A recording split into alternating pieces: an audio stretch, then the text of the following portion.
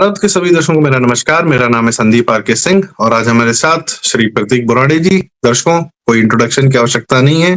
प्रतीक जी ने इतने दिनों से, इतने सालों से जो एक मुहिम छेड़ रखी थी कि भारत में फिल्मों को प्रेजेंट करने का जो तरीका होता है फिल्म रिव्यूअर्स के द्वारा, वह भी वामपंथियों के हाथ में है, वह भी एंटी इंडिया पीपल के हाथ में ही रहा है। प्रमुख नाम अनुपमा चोपड़ा और अभी एक आजकल सुचारिता त्यागी राहुल देसाई और एक राजा करके राजा सेन है, और भी बहुत सारे हैं इसमें, मतलब बहुत, लेकिन ये प्रमुख रूप से ये नाम सामने आते हैं और इन्हीं को बड़े बड़े स्टार्स के इंटरव्यू मिलते हैं। ये फिल्मी जर्नलिस्ट यही लोग कहलाते हैं और इनका एक ज्यादा बड़ा गैंग है। मेन स्ट्रीम मीडिया जो न्यूज प्रेजेंट करता है वो तो फिर भी एक बार भारत की बात कर देता है, ये लोग तो बिल्कुल नहीं करते और अमेरिका के ही पेरोल पे रहते हैं, इसमें हमें कोई शंका नहीं होनी चाहिए। खैर, पर धुरंधर फिल्म के साथ धुरंधर फिल्म ने न सिर्फ बॉलीवुड को एक, हिंदी फिल्म इंडस्ट्री को एक नई दिशा दी है, बल्कि हिंदी फिल्म रिव्यूअर कम्युनिटी को भी, जो फिल्मों के बारे में बात करते हैं, प्रेजेंट करते हैं, फिल्मों का इतिहास लिखते हैं, उनको भी एक बहुत बड़ा झटका दिया है। और प्रतीक जी, मुझे लगता है आप और जेम्स ऑफ बॉलीवुड ही चंद लोगों में से रहे हैं जिन्होंने इन लोगों के खिलाफ तब झंडा गाड़ा था, तब इनके विचारों के काउंटर में अपने विचार प्रस्तुत किए थे जब कोई नहीं कर रहा था। तो प्रतीक जी, बहुत बहुत स्वागत आपका। दर्शकों से आपका संक्षिप्त परिचय, कृपया आपके चैनल पर लगातार इस प्रकार के फिल्म रिव्यूज और देखने के लिए प्रतीक बोराडे जी के चैनल है, और प्रतीक बोराडे जी के फिल्म रिव्यूज देखने के लिए फिल्म थ्योरी नाम का चैनल। खैर जी, तो क्या किया धुरंधर ने इन लोग के साथ, प्रतीक जी? देखिए, सबसे पहले तो इन लोगों ने एक, मतलब जितना मैं समझ पा रहा हूं, फिल्म को दबाने के लिए एक प्रॉपर स्ट्रेटेजी के तहत फिल्म के रिलीज से पहले जो रणवीर सिंह का मूर्खतापूर्ण जो भी उसने किया था, वो न्यूज इतनी उछाली गई। आप देखिए, फिल्म रिलीज से 4-5 दिन पहले से लेकर के लगभग 1 सप्ताह पहले से लेकर के लगातार कंटिन्यूअसली इस पर आर्टिकल, मेन स्ट्रीम मीडिया के आर्टिकल्स, और मतलब जिन लोगों ने हमेशा से ही, जिनके अंदर हिंदू घृणा कूट कूट कर भरी हुई है, वो लोग अचानक से हिंदू धर्म के ठेकेदार बन गए थे। मतलब कहीं ना कहीं से इन लोगों को पता था फिल्म के अंदर क्या है।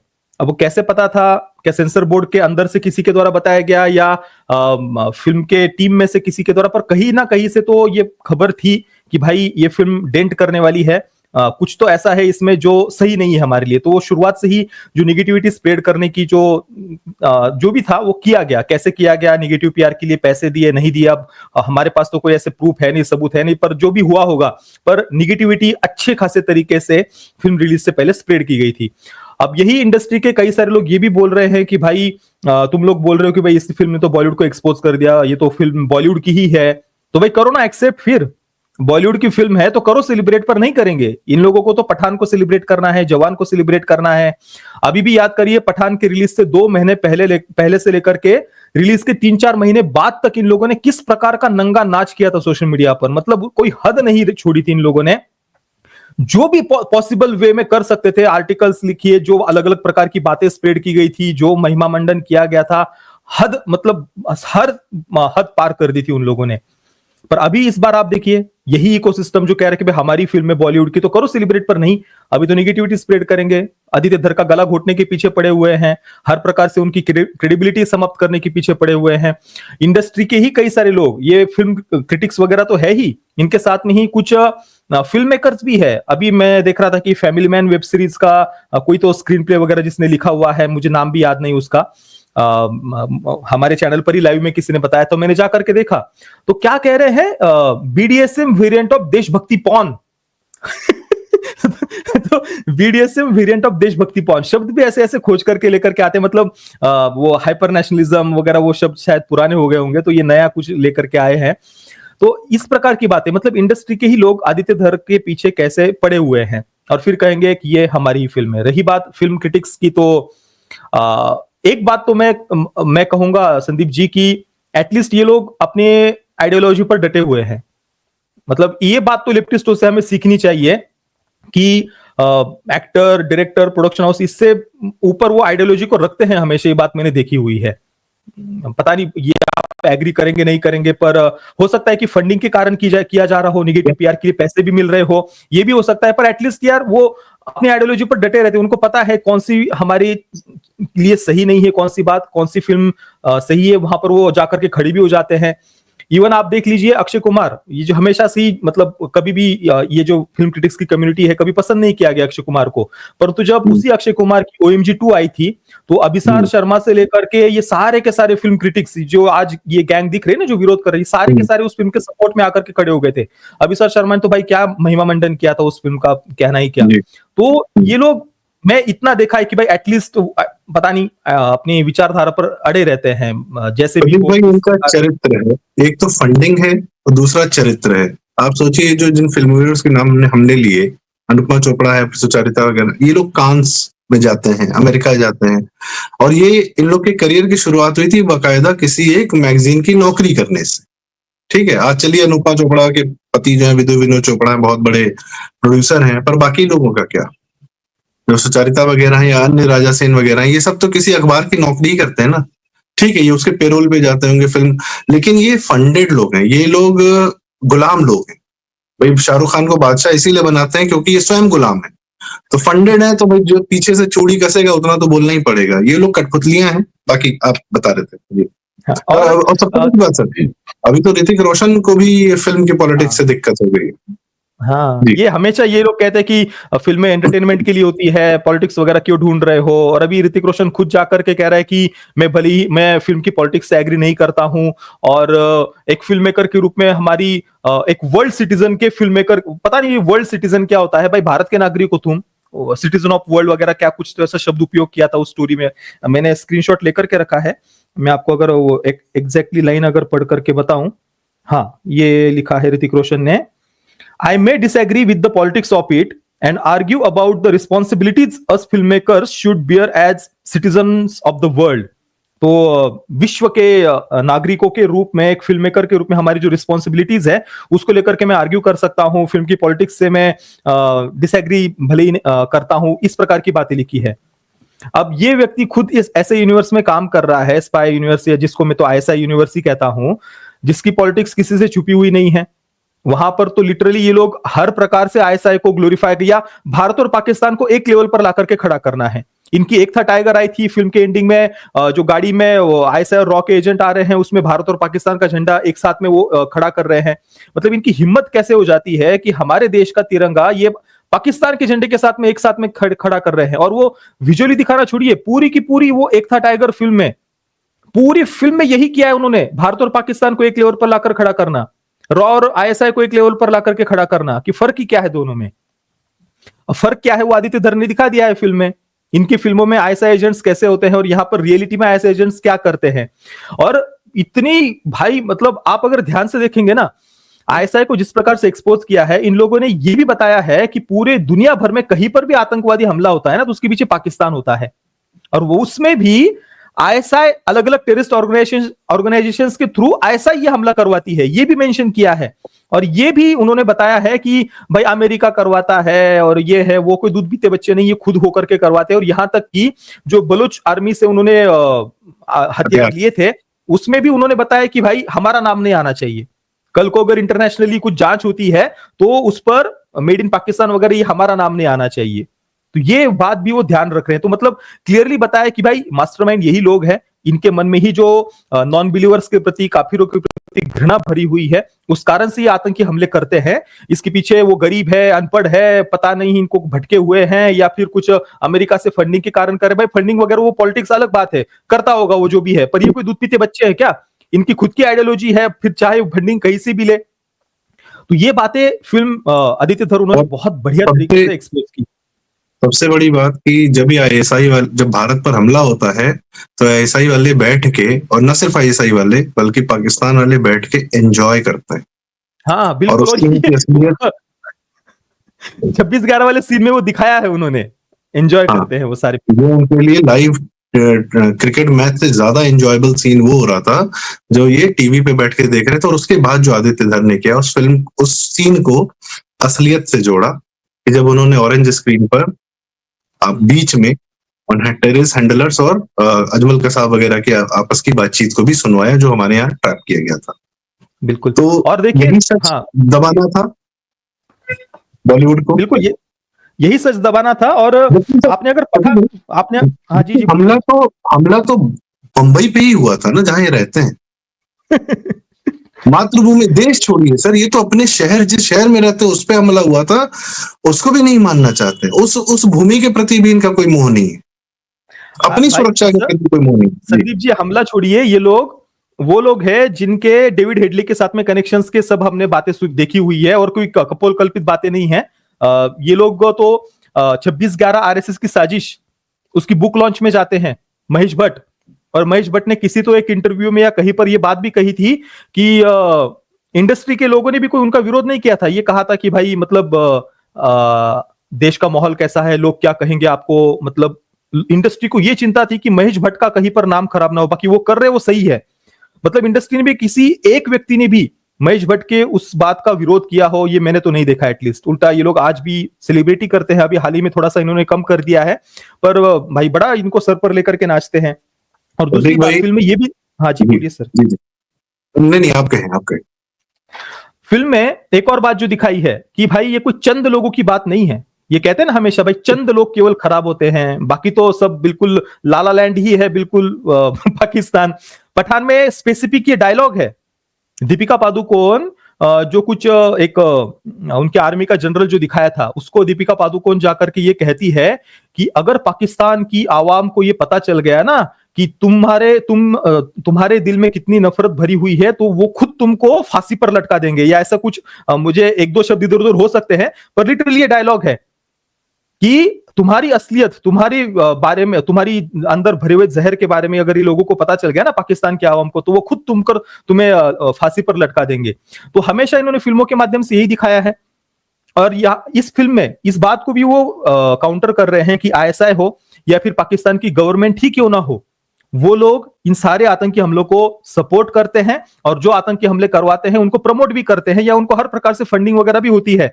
जैसे रहमान डकैत का जो कैरेक्टर है अक्षय खन्ना का, आप देखिए उसको बाद में वो वहां का टिकट देते हैं, जो भी लियारी टाउन का टिकट मिलता है, वो बेनजीर भुट्टो का फोटो वगैरह बैकग्राउंड में लगा हुआ है, और जरूर कोई करके कोई बड़ा पॉलिटिशियन वहां की केंद्र सरकार का आता है और उसका नाम अनाउंस करता है रहमान डकैत का कि भाई नाम लिया है। वो भुट्टो का पति था आसिफ अली जरदारी, जिसको मिस्टर 10% बोलते थे। तो वो भुट्टो का, बेनजीर भुट्टो का पति जरदारी, वो दिखाया जरदारी। हाँ, तो वो खुद आकर के प्रमोट करता, वो कहता है कि आप लियारी टाउन से ये लड़ेंगे, टिकट हम इनको दे रहे हैं, नई पार्टी बनाने में भी वो लोग इनको मदद करते हैं। मतलब ये क्लियरली बताया है कि, और उसके बाद में एक डायलॉग भी अलग से डाला है कि ये क्यों प्रमोट करवाया गया, क्यों, क्योंकि 26/11 में रहमान डकैत ने जो किया ना, उससे वो जरदारी बहुत खुश हो गए थे, और उस कारण से उसको फिर टिकट दिया गया, फंडिंग दी गई, अलग से पॉलिटिकल पार्टी खड़ी करवाई गई।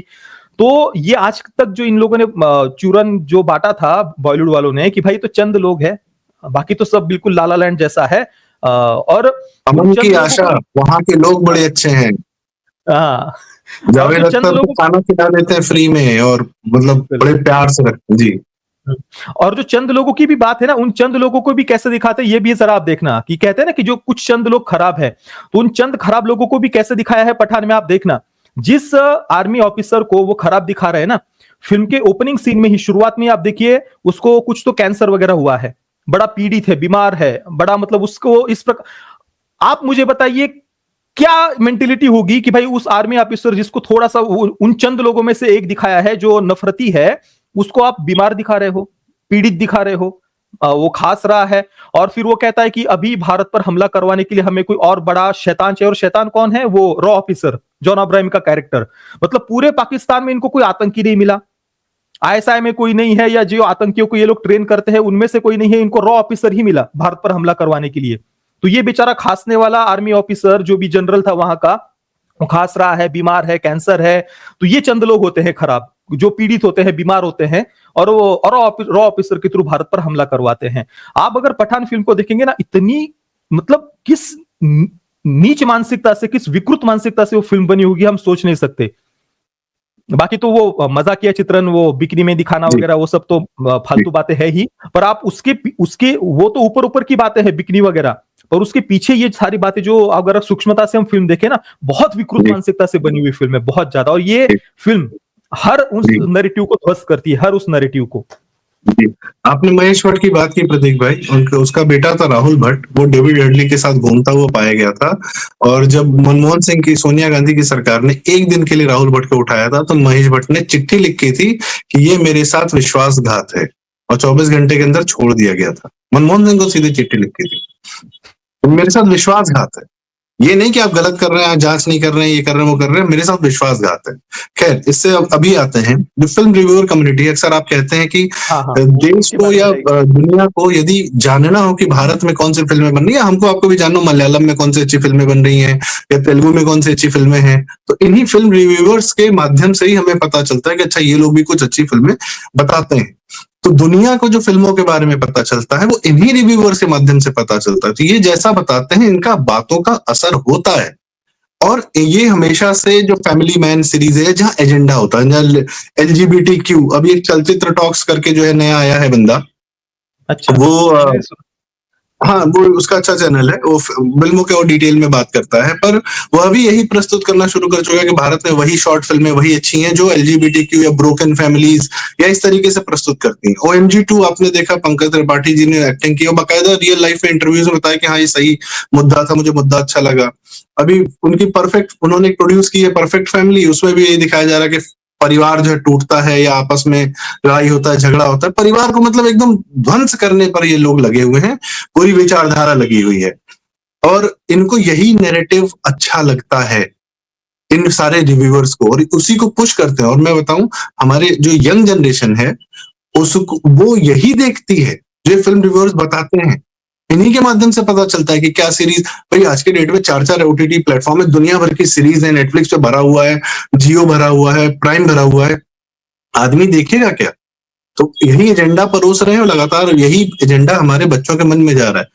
क्या आदित्य धर की वजह से, एक तो आदित्य धर कश्मीरी पंडित उस समय से निकले, इनको एक कश्मीरी पंडित ऐसा मिला है जो वाकई में अपने धर्म से, अपनी जमीन से जुड़ा हुआ है और उसने छोड़ा नहीं है।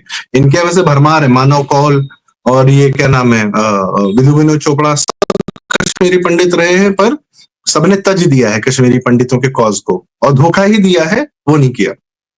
कमिंग बैक टू, क्या फिल्म रिव्यूअर्स को, इन सब वामपंथी गिरोह को ये दिख रहा है कि आदित्य धर के माध्यम से और जनता का जो रिस्पॉन्स है, उसके माध्यम से इन्हें पता चल रहा है कि इन्होंने जो पिछले 20-30-25 साल में एक जनता को बेवकूफ बनाने का, सेकुलरिज्म परोसने का, और सलमान खान, शाहरुख खान, आमिर खान को सर्वा बनाने का जो पूरा महल बनाया था, वो ढह गया है। बिल्कुल। देखिए, मैंने जब चैनल शुरू किया था या उससे पहले से जब मैं देख रहा था ना, हमेशा से इन लोगों ने कुछ ऐसी फिल्मों को जनता पर थोपा जिसके साथ जनता कभी कनेक्ट ही नहीं कर पाती थी। ये लोग कहते थे भाई रंग दे बसंती मास्टरपीस है, ये लोग कहते थे भाई हैदर मास्टरपीस है, और ऐसी फिल्में पैसे नहीं कमाती, तो कहते कि जनता को आर्ट की समझ ही कहाँ है, ये तो मूर्ख लोग को आर्ट की समझ ही नहीं है, हम बहुत डेढ़ शाने हैं, हमको सब पता है। मतलब भाई किस बात के आर्ट की समझ, किस बात के आर्ट की समझ जनता समझती है, और ऐसी फिल्मों के साथ लोग नहीं कनेक्ट करते हैं। ये लोग आज भी बड़ा छाती कूटते कि स्वदेश जैसी फिल्म ने भारत में पैसा नहीं कमाया। क्यों कमाएगी भाई पैसा? आप लोगों की आइडेंटिटी पर, उनकी पहचान पर, उनकी परंपरा और रीति रिवाजों पर आघात करोगे और कहोगे, बताओगे कि भाई कोई बाहर से पढ़कर आने वाला व्यक्ति तुमको सिविलाइज करेगा, तुम तो अनसिविलाइज्ड हो, ब्राह्मणिकल पेट्रियार्की से पीड़ित हो, तुमको कोई बाहर से आने वाला व्यक्ति ही सिविलाइज कर सकता है। क्यों देखेंगे लोग ऐसी बातें? पर इन फिल्मों को एक ऐसा स्टेटस दे करके रखा था ना इन लोगों ने। आप इसमें उड़ान पकड़ लीजिए, हैदर पकड़ लीजिए, और भी बहुत सारी ऐसी फिल्में जिनको बड़ा सेलिब्रेट किया गया है। उड़ान तो जब रिलीज हुई थी ना, वही ब्रोकन फैमिलीज की जो आप बात कर रहे थे, वही सेम नैरेटिव उसमें है। आप उस वर्ष के फिल्म फेयर अवार्ड्स जाकर के देख लीजिए। मुझे जितना याद है भाई, ज्यादातर अवार्ड्स उड़ान को दिए गए थे, इतना उस फिल्म को सेलिब्रेट किया गया था। और आप देखिए बिल्कुल घटिया प्रोडक्शन वैल्यू, आप उसमें सिनेमेटोग्राफी देख लीजिए, कैमरा वर्क कोई ढंग का नहीं, कुछ नहीं, जस्ट वो उनके नैरेटिव को सूट करती है। इस कारण से उस फिल्म को इतना ये लोग आज भी सेलिब्रेट करते हैं। और आप बोल करके देखिए उस फिल्म के विरुद्ध बहुत सारी यंग जनरेशन के युवाओं को इतना ब्रेन वॉश करके रखा है। देखिए हम बातें करते हैं फंडिंग वगैरह की, कुछ ऊपर के 8-10 लोगों को होती होगी फंडिंग, पर इन लोगों ने एक ऐसी जनरेशन देश में पैदा करके रखी है कि जो सही मायने में इन बातों को फॉलो करती है, बहुत रिलीजियसली फॉलो करती है कि नहीं भाई, हमें सच में फांसीवादी ताकतों से लड़ना है, हमें सच में पेरेंट्स हमारे ड्रीम्स को कुचल रहे हैं, हमें तो फ्री होकर के जीना है, और जब तक हम इन सांप्रदायिक कम्युनल फांसीवादी ताकतों को हराएंगे नहीं, तब तक हमारा देश भी ग्रो नहीं होगा। क्योंकि इन्हीं लोगों के कारण हमारा देश इन्हीं लोगों के कारण हमारा देश पिछड़ा हुआ है। क्योंकि स्वदेश जैसी फिल्म ने इनको यही बताया कि भाई आप अभी पिछड़े हुए दिल्ली क्यों में हो। अभी दिल्ली में नक्सलियों के हिडमा जैसे आतंकवादी महाअसुर के समर्थन में कुछ बच्चे ही तो उतरे थे। बिल्कुल। और ये सही मायने में देश के बहुत ऐसे युवा है जो इन बातों को सच मानते हैं। उनको लगता है कि अगर देश को ग्रो करना है तो हमें ये जो बातें बताते हैं ना, इसके थ्रू ही जाना होगा। क्योंकि इसमें सबसे बड़ा मैं फिल्म कहूंगा स्वदेश को ही, इस एक बहुत भाई एक जनरेशन को बर्बाद किया उस फिल्म ने सीरियसली। मतलब नक्सलियों के कारण, अर्बन नक्सलियों के कारण, सोशलिस्ट पॉलिसीज के कारण, कांग्रेस की पिछली जो घटिया पॉलिसीज रही है उनके कारण देश पिछड़ा लाइसेंस नहीं कोटा रहा। परमिट राज, लाइसेंस कोटा परमिट राज। वही जो भी लाल फीताशाही जिसको हम कहते हैं, इंदिरा गांधी के समय की, नेहरू के समय की, उस समय जो बिजनेसेस को बर्बाद किया गया, नेशनलाइजेशन जो भी हुआ, बहुत सारी बातें, सोशलिस्ट पॉलिसीज इनकी जिस प्रकार की रही है, देश में कभी भी बिजनेसेस को ग्रो नहीं होने दिया, बड़े बड़े इंफ्रास्ट्रक्चर प्रोजेक्ट्स को इन लोगों ने कैसे वर्षों वर्षों तक रखड़ा करके रखा कि, और हमेशा कोई पर्यावरणवादी सामने खड़ा हो जाएगा, कहीं पर कोई आकर के कोर्ट में केस कर देगा। तो इस प्रकार से इन्होंने कभी देश को डेवलप नहीं होने दिया, कभी बेसिक जो इंफ्रास्ट्रक्चर है उसको भी डेवलप नहीं होने दिया। तो वर्षों तक, दशकों तक ये करने के बाद में फिर स्वदेश जैसी फिल्म लाकर के इन्होंने क्या बताया, तुम्हारा देश ग्रो क्यों नहीं हो रहा, क्योंकि ब्राह्मणिकल पेट्रियार्की यहां पर, तुमको बाहर हिंदू से rate of growth, Hindu rate of growth. हाँ, तो तुमको कोई बाहर से पढ़कर आने वाला व्यक्ति ही सिविलाइज कर सकता है। और मुझे दुख इस बात का होता है कि कई सारे राष्ट्रवादी विचारधारा के लोग भी आज भी पता नहीं किस कारण से स्वदेश फिल्म को अच्छा कहते हैं या सेलिब्रेट करते हैं। भाई आप समझो ना, वो एक ऐसी फिल्म है जिसने लिटरली इतना बड़ा डेंट किया है ना, और वो इतनी सोफिस्टिकेटेड, इतनी प्यारी प्यारी बातों, इतना इस प्रकार से शुगर कोटेड फिल्म है ना। जो बातें मोदी जी कहते हैं कि भाई जो गुलामी की कुछ ऐसा 1% भी कहीं पर अंदर धसा हुआ हो उसको बाहर उखाड़ फेंकना है। भाई वो फिल्म तो गुलामी की उन जड़ों को और अंदर डालती है कि भाई हम पिछड़े क्यों है, हमारे पहचान के कारण। बाकी वेस्टर्न कल्चर को कुछ मत बोलो। लिटरली फिल्म में एक सीन है जहां पर शाहरुख खान सब गांव वालों को कहता है कि क्या वेस्टर्न कल्चर के नाम से तुम लोग ये क्या बोलता है, छाती कूटते तो नहीं बोला, कहता हमारा देश महान नहीं है, आप बाहर वालों को क्या बोल रहे हो, हमारे यहाँ इतनी कमियां हैं। हाँ, बाहर वालों को क्यों बोल रहे हो, वो उनके कल्चर के कारण महान है, तो हम किसके कारण, हमारे कल्चर के कारण पिछड़े हैं। तो इन लोगों ने ऐसी कुछ फिल्मों को एक स्टेटस दे करके रखा था, इन सारे क्रिटिक्स ने इनको साथ में मिलकर के। इस कारण से एक पूरी जनरेशन इन लोगों ने इस प्रकार से बिल्कुल अपनी ही पहचान से उनके इतनी घिन है, आत्मग्लानि है कि वो चाह कर की भी, हजार प्रूफ, हजार तथ्य उनके सामने हो, फिर भी वो चाह कर के भी उस ग्लानि से बाहर नहीं निकल पा रहे, क्योंकि भाई हम हमारे परंपराओं के कारण पिछड़े हैं ना। तो ये जो फिल्म क्रिटिक्स की कम्युनिटी है, इन्होंने हमेशा से यही किया है। आप आरआरआर के समय देख लीजिए, विदेशी मीडिया ने, मैं कोई न्यूयॉर्क, द न्यूयॉर्क टाइम्स या कुछ तो एक बड़ा प्लेटफॉर्म था, उसने इंटरव्यू लिया था एस.एस. राजामौली जी का ऑस्कर से ठीक पहले। और क्या प्रश्न पूछे थे कि आप अपनी फिल्मों में ब्राह्मणवाद को प्रमोट करते हो, आप अपनी फिल्मों में क्षात्र धर्म की बात करते हो, क्षत्रिय का धर्म क्या है इसकी बात की थी बाहुबली में। आपने वो जो विलन था बाहुबली 1 में, क्या नाम उसका, कालकेय, आपने नहीं कालकेय तो कालकेय को दिखाकर, कालकेय को दिखाकर के आप जनजातीय समाज को निगेटिव वे में प्रस्तुत कर रहे हो, आप जातिवाद को अपनी फिल्मों के माध्यम से प्रेजेंट कर रहे हो, आप हिंदुत्ववादी पॉलिटिक्स को प्रमोट कर रहे हो। ये लिटरली एक इतना बड़ा मीडिया हाउस, सबसे टॉप मीडिया हाउस था वो एस.एस. राजामौली जी का, न्यूयॉर्क टाइम्स ने, न्यूयॉर्क पोस्ट था शायद, न्यूयॉर्क पोस्ट था, मैंने वो उस पर वीडियो बनाया, नहीं न्यूयॉर्क पोस्ट ही था। मैंने उस पर वीडियो भी, हाँ मैंने उस पर वीडियो भी बनाया हुआ है। आप सोचिए एक विदेश में रहने वाला व्यक्ति, उसको क्या मतलब इन प्रश्नों से, किसी ने तो पीछे से पुश किया होगा ना, किसी ने तो उसको ये पीछे से बातें बताई होंगी कि ये बातें पूछो। और वो ठीक ऑस्कर से पहले, अभी भी आप देख लीजिए, आदित्य धर इनकी फिल्म आई है आईजीएन, जो अमेरिका का एक बहुत मेन स्ट्रीम मीडिया प्लेटफॉर्म है।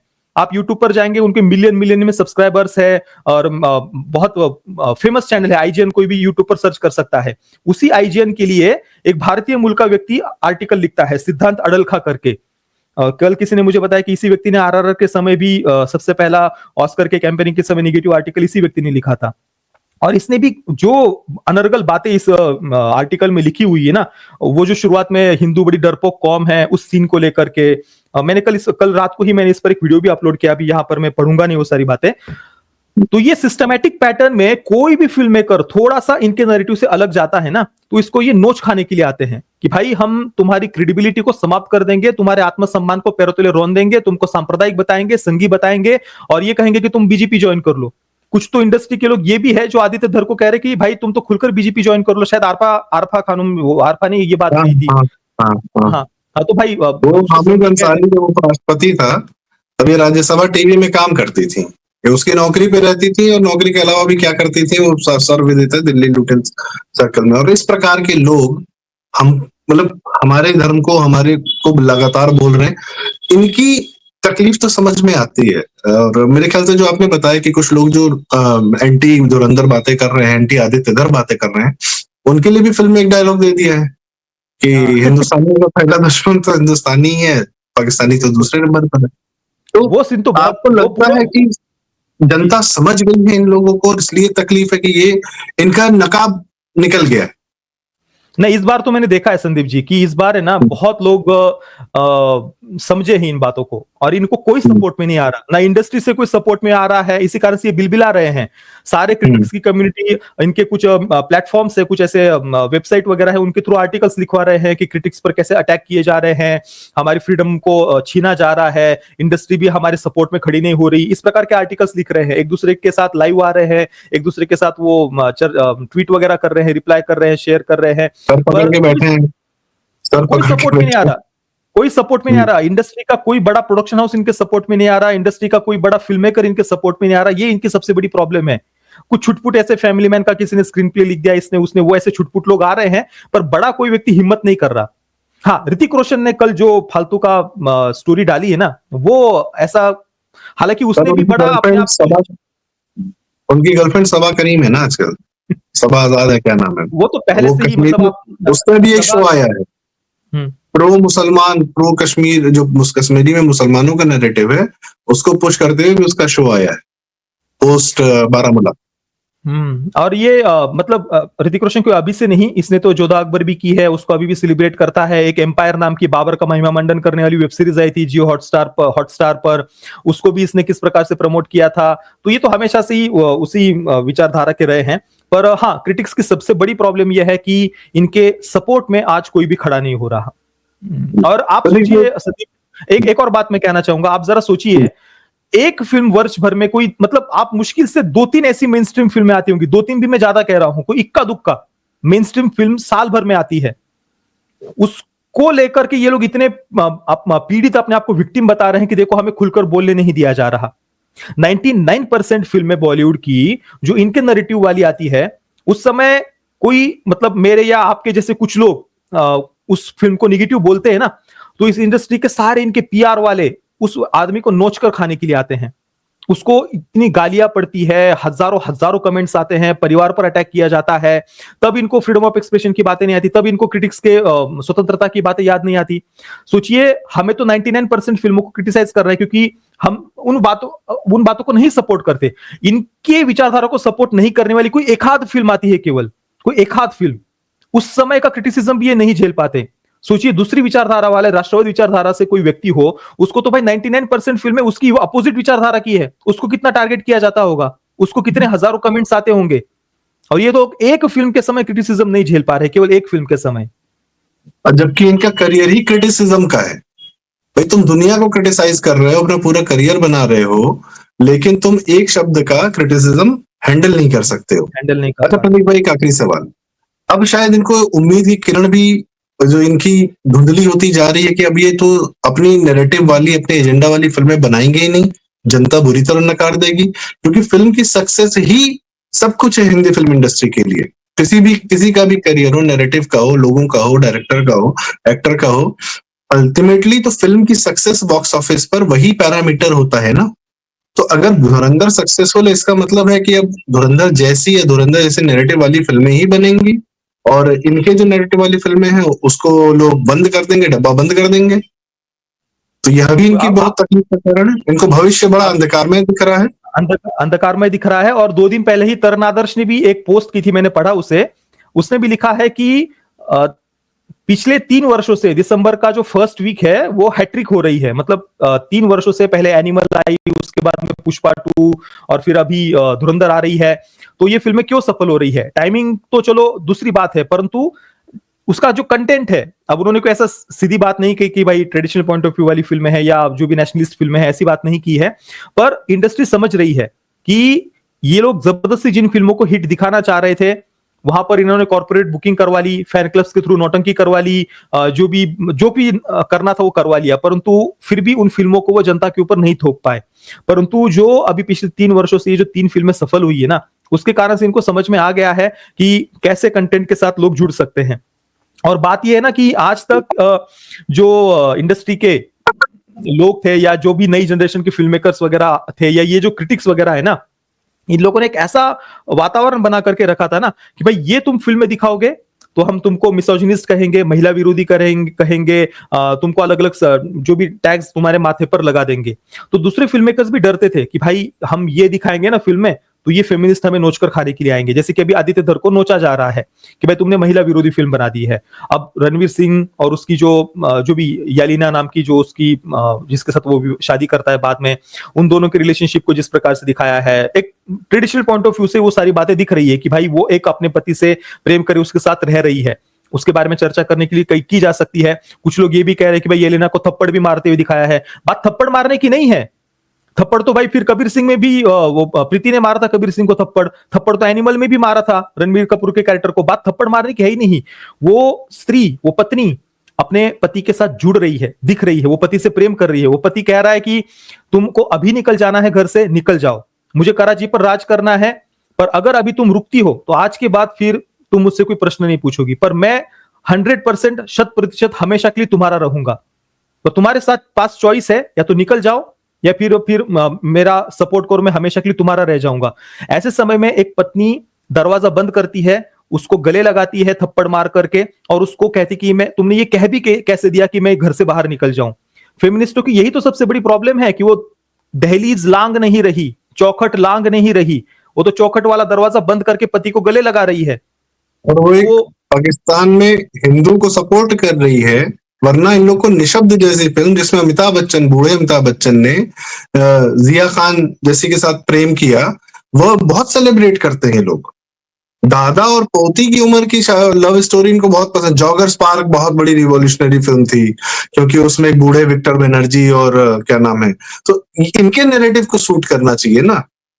हाँ, तो मैं वही कह रहा था, कई लोग कह रहे थे स्पाई फिल्म है, वह लड़की एक मात्र स्टेपिंग स्टोन है, वो स्पाई अपने पर्पस से गया। क्या अंग्रेजी फिल्मों में नहीं दिखाया, कितनी सारी फिल्मों में ये स्पिनॉच कैसे होता है।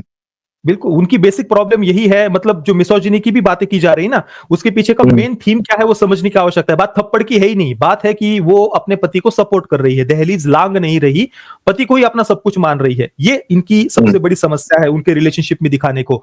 तो चाहे वो मिसोजिनी को लेकर बातें हो, हाइपर नेशनलिज्म को लेकर के बातें हो, या इंफ्लेमेटरी एंटी पाकिस्तान नैरेटिव की बातें अनुपमा चोपड़ा ने की, और बाकी कांग्रेस को लेकर के जिस प्रकार से आदित्य धर ने एक्सपोज किया है ना, वो तो मतलब मास्टर स्ट्रोक में कहूंगा, बहुत बहुत गजब का काम किया। फेक करेंसी को लेकर एक्सपोज जो किया है, उत्तर प्रदेश में बूचड़ खानों को लेकर के जो बातें दिखाई है। संदीप जी, आपको याद होगा योगी जी जब मुख्यमंत्री बने थे 2017 में, सबसे पहला निर्णय जो उन्होंने लिया था, बूचड़ खाने, जो अवैध बूचड़ खाने थे उनको बैन करने का, सबसे पहला निर्णय ही उनका यही था। एंटी रोमियो स्क्वाड भी उन्होंने बाद में बनाया था, सबसे पहले मुख्यमंत्री बनने के बाद उन्होंने अवैध बूचड़खानों को बंद कराया था। अब उनको पता होगा कुछ बातें, या जो भी रीजन हो, पता नहीं, ये फेक करेंसी का वगैरह, पर सबसे पहला तो पड़ गई थी कि टुंडे कबाब लोग अब कैसे खाएंगे, अवैध बूचड़खाने बंद हो। तो बरखादत रिपोर्ट किया, मैंने उस समय भी वीडियो बनाया था, अभी भी वो वीडियो मेरे प्रतीक स्पीक्स चैनल पर होगा। 2017 में जब योगी जी ने वो निर्णय लिया था ना, मैंने उस समय भी वीडियो बनाया था, उस पर गौशालाओं को लेकर मैंने कुछ वीडियो बनाया था। तो इनकी मतलब ये सारी बातें जिस प्रकार से फिल्म में रिवील की है, इनका पूरा माफिया को पॉलिटिकल सपोर्ट, 2 मिनट में दंगे करवा देंगे, अपीजमेंट की पॉलिटिक्स, तो छोटी छोटी इतनी सारी बातें आदित्य धर उन्होंने सामने लाई है ना। अगर आदमी ध्यान से सोचने के लिए बैठेगा ना, तो बहुत कुछ एक्सपोज किया है इस फिल्म ने, बहुत कुछ। नेपाल बॉर्डर के माध्यम से फेक करेंसी आती है, वहां के बैंक से पाई जाती है, ये सब तो मैंने देखा है, क्योंकि हम खुद उस एरिया में रहते थे, बहराइच नाम का एरिया है, कभी रहते थे उसमें। तो प्रतीक भाई बहुत बहुत धन्यवाद।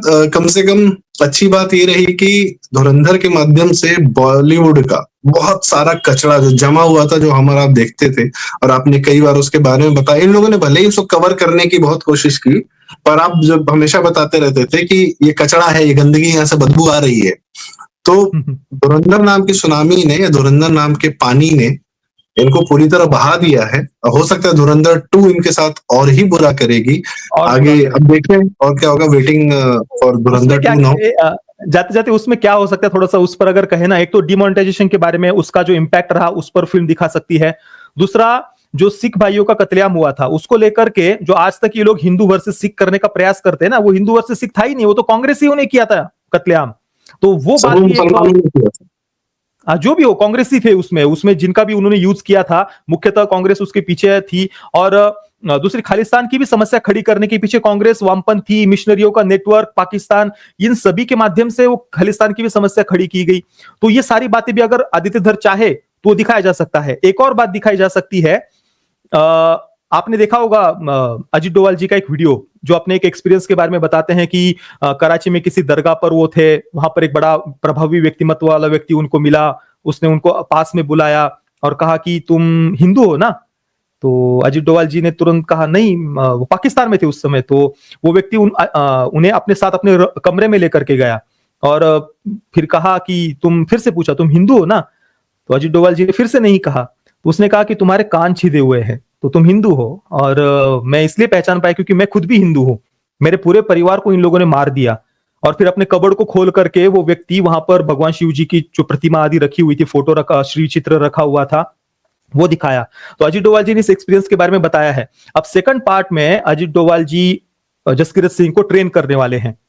तो अगर आदित्य धर चाहे तो ये एक सीन वो डाल सकते हैं कि जैसे कि वो बता रहे अपने एक्सपीरियंस के बारे में, अजीत डोभाल जी, अजय सान्याल का कैरेक्टर, कि देखो मेरे साथ ये हुआ था, वहां पर हिंदुओं के साथ क्या होता है, मुझे एक व्यक्ति मिला था, उसके पूरे परिवार को इन लोगों ने कैसे मार दिया था। तो पाकिस्तान में हिंदुओं का जो कत्लेआम हुआ है आज तक, वो एक बात भी इस सीन के माध्यम से डाली जा सकती है। तो डिमोनेटाइजेशन हो, सिख भाइयों का कत्लेआम के पीछे कांग्रेस का या पूरा वो क्या क्या एजेंडा चले, खालिस्तान की समस्या इन लोगों ने कैसे खड़ी की, हिंदुओं का कत्लेआम, ये सारी बातें भी अगर आदित्य धर चाहे ना तो डाल सकते हैं सेकंड पार्ट में। अब देखते हैं इसमें से क्या क्या वो दिखाते हैं। मुझे एक चीज और लगती है, क्योंकि फिल्म के अंत में अननोन गनमैन को पूरा समर्पित की गई है ये पिक्चर, तो यह फिल्म वहां तक आएगी जहां पर पिछले 2-3 साल में हम देख रहे हैं कि अननोन गनमैन किस तरीके से वहां पे लोगों को, वहां के आतंकवादियों को लिस्ट बना के, चूंकि लिस्ट बना के मारा जा रहा है, तो वो लिस्ट भी रणवीर सिंह की डायरी में दिखाई जाती है। तो वहां तक आएगी। और जो आपने कहा डिमोनेटाइजेशन का एक बहुत बड़ा सबूत ये था कि पाकिस्तान का इन्वॉल्वमेंट था। ये जो खनानी नाम का कैरेक्टर दिखाया ना, जिससे फैक्ट्री में प्रिंट हो रहे हैं नोट, वो आत्महत्या करता है पाकिस्तान में डिमोनेटाइजेशन के अगले दिन, 9 या 10 तारीख को वो आत्महत्या कर लेता, अपने छत से कूद के गिर पड़ता है। या तो आईएसआई ने मार दिया था या वो खुद आत्महत्या कर लिया था, आप गूगल करिएगा। तो जब कैरेक्टर दिखा दिया है तो डिमोनेटाइजेशन दिखाएंगे तो उसको आत्महत्या करते हुए भी दिखाएंगे, ऐसा लगता है। देखते हैं। तो प्रतीक जी, बहुत बहुत धन्यवाद, आपने हमें समय दिया, बहुमूल्य समय दिया। और ये हम लोग के खुश होने का समय है। अगर वामपंथी पीड़ित हैं, दुखी हैं, तो ये हमारे अपनी, इनका दुख, इनका कष्ट मेरे लिए बहुत खुशी का है। मतलब ये मुझे बहुत सुख देता है और मैं इस सुख में रत्ती भर भी गिल्टी नहीं फील करूंगा।